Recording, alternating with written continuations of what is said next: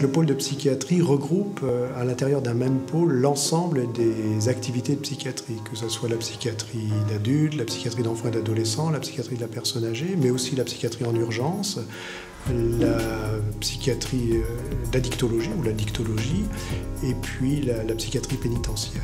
Les urgences psychiatriques sont un service ou une unité qui est ouverte 24 heures sur 24, 7 jours sur 7, et qui assure l'accueil de toutes les situations urgentes, que ces situations urgentes relèvent d'états maladifs décompensés, de situations maladives aiguës, psychiatriques aiguës, ou que ça relève d'urgences ressenties par les personnes. L'ATMS, c'est une innovation thérapeutique dont dispose un certain nombre de centres de psychiatrie et qui est indiquée dans des dépressions un peu complexes parce qu'elle résiste à des traitements médicamenteux bien conduits.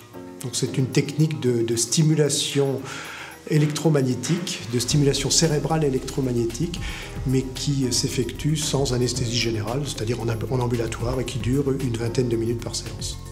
Donc l'unité sanitaire de la maison d'arrêt prodigue des soins psychiques et psychiatriques aux détenus qui présentent des difficultés psychologiques ou des troubles psychiatriques. L'éducation thérapeutique, c'est un ensemble de moyens formalisés qui ont pour but de rendre le patient acteur de sa prise en charge.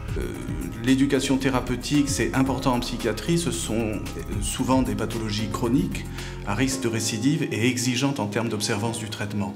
Donc impliquer le patient dans sa prise en charge, c'est permettre d'éviter au mieux les récidives ou les rechutes.